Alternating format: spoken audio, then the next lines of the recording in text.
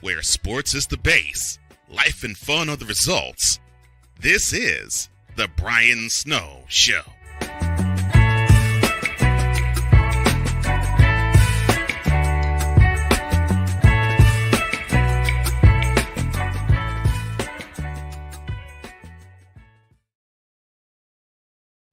Hey folks, welcome back to the Brian Snow Show. That pretty lady you see on your screen, I'm going to introduce her in just a moment. She's writing and telling her story, and we're going to tell her story right here on the Brian Snow Show. If you haven't done so already, if you could kindly go to YouTube and youtube.com/@ the Brian Snow Show 5275.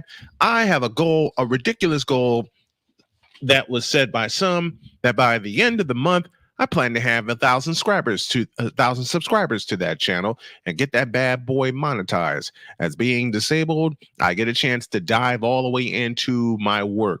So if you could kindly go to youtube.com/@ the Brian Snow Show 5275, drop a subscribe and a like. In 18 days or 19 days, or 18 days, I believe we can have it up to 1,000 subscribers, as well as my Patreon, patreon.com/@ Snowman Multimedia. All right, enough of that. The young lady that I have for you right here is in Louisiana, a place I hope to visit in February to go to Radio Row. And she basically does everything. She's a wife, she's a mother, she's a businesswoman. Oh yeah, she's a writer, she's a storyteller. Hey, she's written a couple of books. I'm working on my first. Y'all know it well, Diary of a Mad Snowman. But this woman has got me beat when it comes to writing books, man. I got to fix that. And I'm kidding as I say that. Please help me welcome the lovely Lacole Smith. How are you, my dear? Great to have you. I'm doing well. How are you doing today? I'm doing good. How's life in Louisiana? Well, we just survived Hurricane Francine, so life is well right now. Everything is sunny and clear. We had a chance to talk before we came on the air with the Super Bowl being at the Caesars Superdome in New Orleans. The entire and with the Superdome hosting as many Super Bowls as it had, and we had a chance to laugh before we came on. The whole, not just the city of New Orleans, but the whole doggone state of Louisiana is going to be upside down come February. Yes, very much so. Very much so. We are very much into sports now here.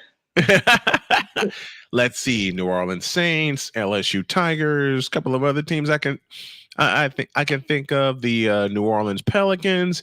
It's sports centric down that way in Louisiana. It is.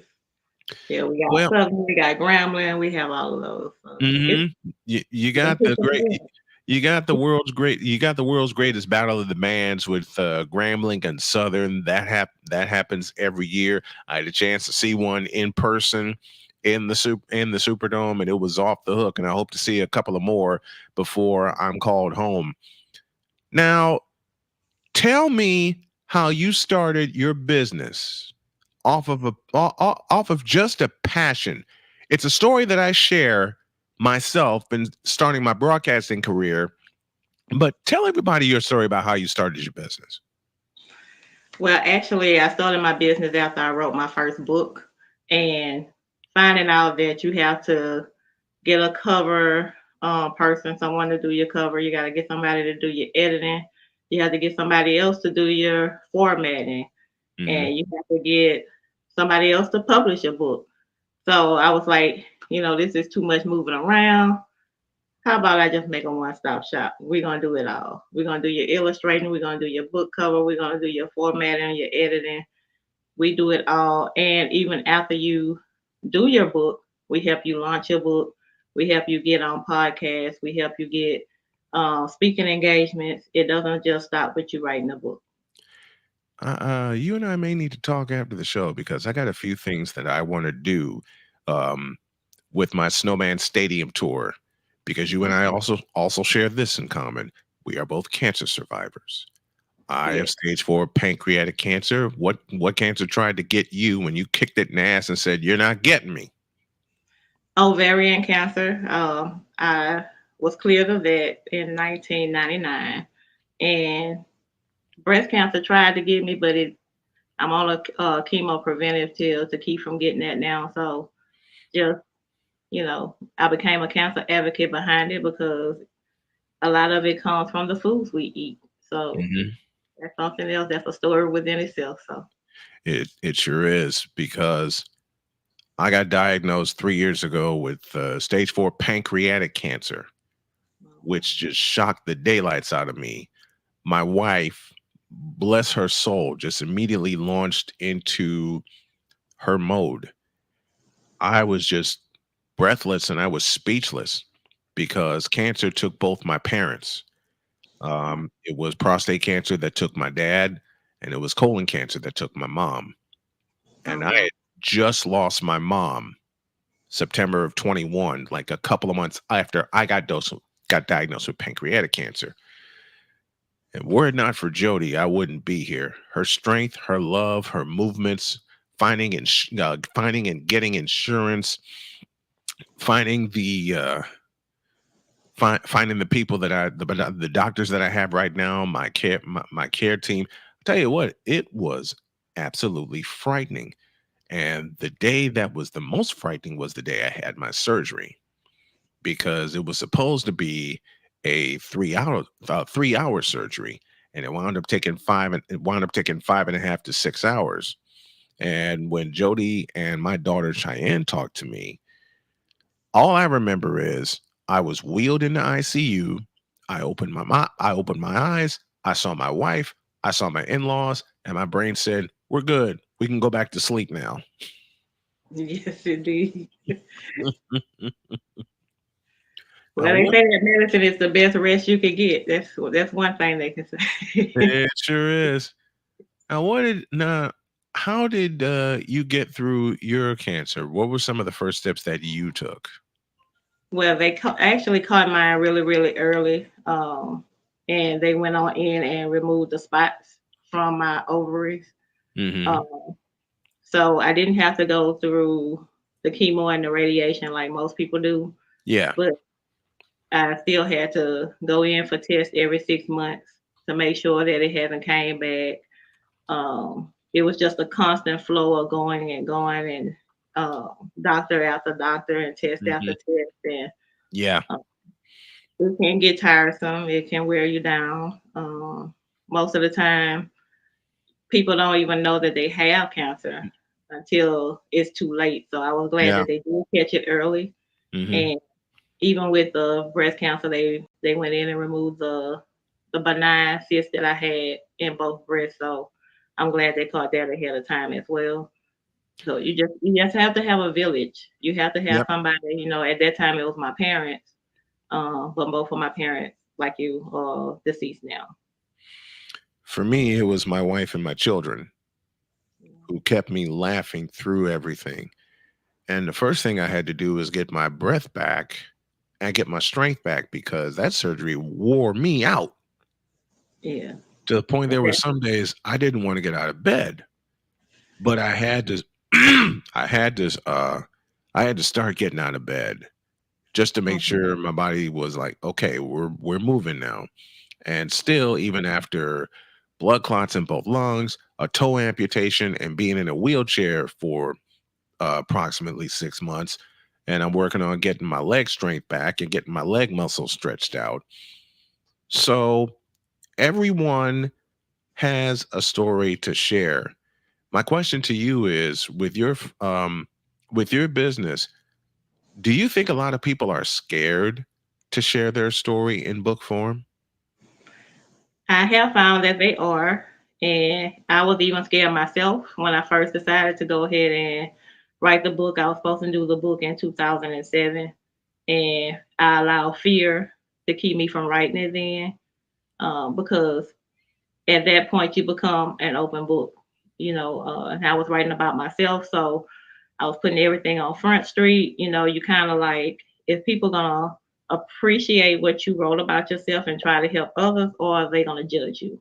Hmm. So most people lean toward they don't want to be judged, so they just don't write the book. Yeah, I felt the same way with everything that's happened. Besides the cancer, there was an abusive relationship. There was the end of relationship with my mother before she met my wife. There was me meeting my wife, and the big one or big ones, losing my dad in 2007, and then 8 years later losing my daughter at age 2. And I had to deal with most of that alone. But thank God Jody is here, because on my daughter's birthday, I wake up and I start weeping every year, because as of right now, she would have been 11.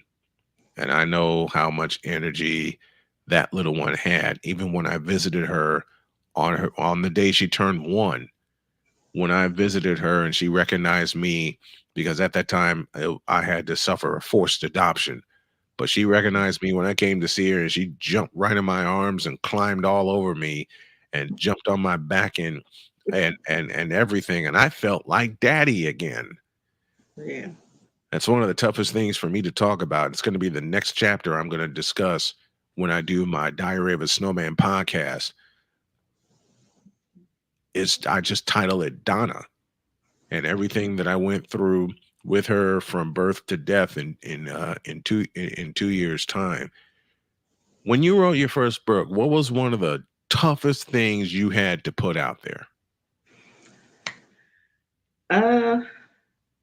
I think the toughest thing for me was talking about my alcoholism.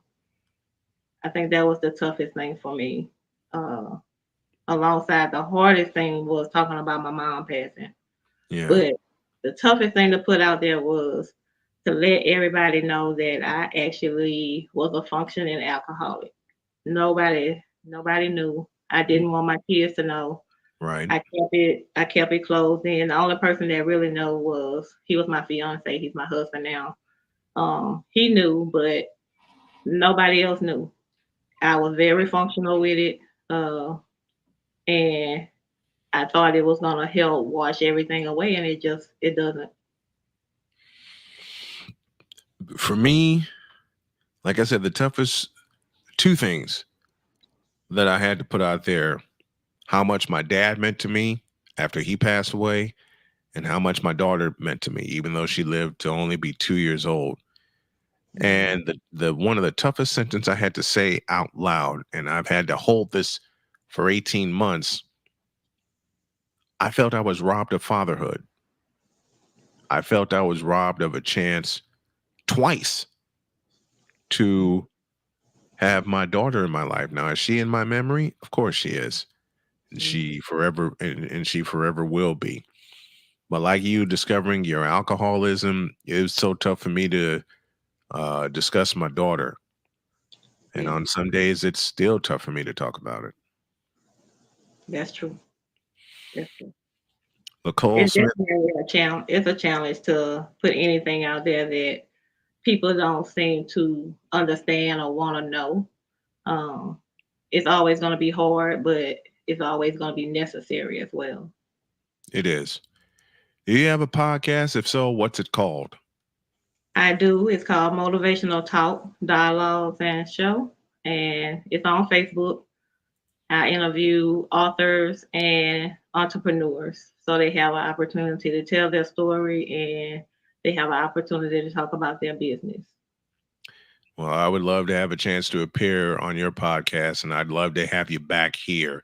This is Lacole Smith. Visit her library and get to know her more at lacolesmith.com. I guarantee you'll love the visit. Thank you very much, my dear. I appreciate you, and I'd love to have you back. I love to come back. Back after this. Where sports is the base, life and fun are the results. This is The Brian Snow Show.